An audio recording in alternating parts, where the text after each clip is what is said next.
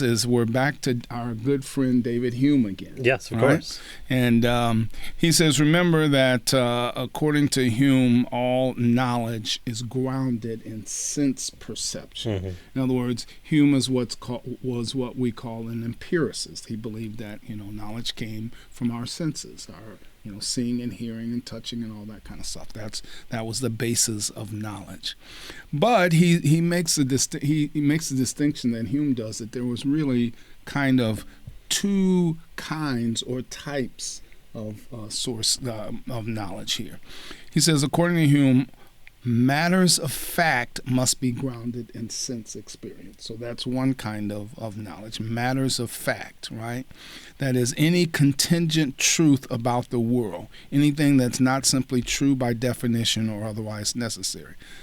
So for instance, there's grass outside, right? It's a matter of fact. It's something true about the world, but it's contingent. It doesn't necessarily have to be true.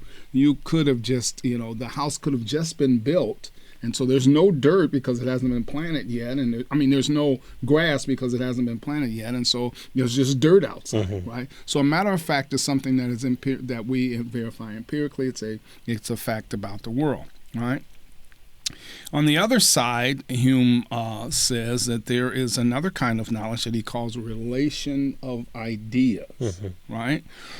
And so the idea here is that these are things that we can know without appealing to our sense experience, right? We know these by definition, right?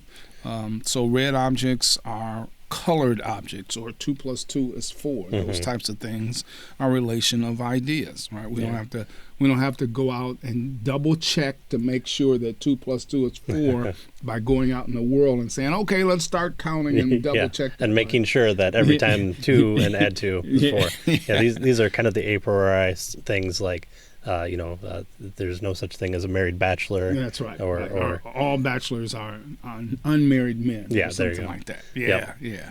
So he says this distinction then between matters of facts and relation of ideas is what's come to be called Hume's fork. Right? So it takes either one of two paths. Either it's a sense perception or it's a relational of ideas. Right. So right. If it doesn't fit in those, you're off the fork. And you're not being devoured. That's right. That's right. You're not being devoured by knowledge. Yeah, right. Exactly. Right. In other words, if it doesn't fit in those, you should forget about it and move on. Right. And we'll see a quote from Hume that rather eloquently puts that together for us. Right. All right, and so what part of what Hume was doing then was this what he calls this doodling with words is what Hume was trying to get after, right? That he didn't want us to be able to do that. It's a criterion not merely for what we can know, but also for separating sense from nonsense. Right? In other words, if anything wasn't these types of knowledge, empirical matters of fact, or we might say mathematical or something like that, logical, definitional relation of ideas, then it wasn't worth pursuing, right? It wasn't worth pursuing. According to Hume, all matters of facts ultimately connect with the world to be meaningful, and relation of ideas need not submit to the test of connecting with the world, but that's only because they're meaningful by definition. So notice now we've thrown in this idea of meaningfulness. So what we're going to see in the 20th century is this is going to become big, right? Because the logical positivists are going to jump on this and say there are certain things that are statements that are meaningful and those that are not meaningful, right? And Hume kind of blazes the trail here with this distinction between matters of fact and relation of ideas. And so he says philosophers are often ridiculed for doodling with words, and rightly so. They're prone to analyze language in excruciating detail, getting bogged down in pedantic quagmires. Yeah.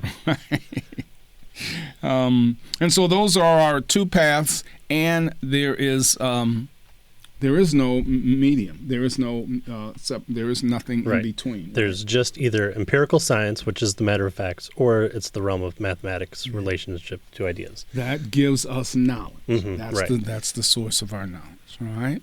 And so Hume then can, he suggests, use this as a weapon for helping us to get. In fact, here's a famous quote from the book by Hume on an inquiry concerning human understanding. This is what Hume tells us with regard to these two areas. He says, when we run over libraries persuaded of these principles, what havoc must we make? If we take in our hand any volume of divinity or school metaphysics, for instance, let us ask, does it contain any abstract reasoning concerning quantity or number? No. Does it contain any experimental reasoning concerning matter of fact and existence? No. Commit it to the flames, for it can contain nothing but sophistry and illusion. Yeah. Yeah, we only have a little amount of time. We should be concerned with just the facts, ma'am. Yeah. A Joe Friday. Yeah, that's right. And anything else is just, well, how many angels can dance on the head of a pin? Okay, you can have your fun outside of this, but we're doing science here. That's right. Serious business Yeah. is what we're Yeah. after. So just the facts, man. We're cold, logical, lethargic people who are in our lab coats, and all we're doing is test, experiment, recheck, publishing. We just want to keep it to those two areas because anything else doesn't really get you anything. What's the nature of the soul? Does God exist? Does God exist? Does is he the big mover of all things? We don't care about any of that. It's not a matter of fact that we can verify empirically, nor is it true by definition. Committed to the flame. Right. Yeah. So nice. Yeah. Thank you, Hume. So Hume had an agenda, and he says, of course, don't we all, right? Part of this agenda was to remove metaphysics and theology from the list of acceptable academic practices. Yeah, he wants to get rid of philosophy almost altogether. Yeah. Because they really haven't done much for him in the way until Newton comes along. He's a big fan of Newton. Newton not only gives him kind of the science of it, so the abstract reasoning, the experimental reasoning, but then he also gives them the science, so creating essentially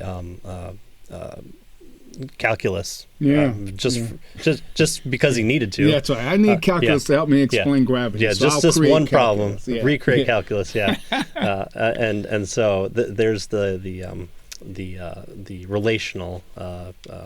The relation of ideas. Yeah. So he's really trying to harp back on this Newtonian revolution of so what science. Notice what he's trying to do is he's saying Newton and company have given us a model of how we can gain knowledge, and so he wants to take that model now and apply it in philosophy and that sort of thing. He doesn't necessarily throw out philosophy, but metaphysics and that kind of stuff he's going to suggest. It doesn't really get you much. You can't experiment with where's the soul, what's the nature of the little gremlins that move the gears in the clock. None of that really gets you anywhere. So we should just throw it out and again this Photoshopness of having it be a cold calculating perfect system where you plug in your numbers, you plug in your observations, and out comes either a 1 or a 0. So that's what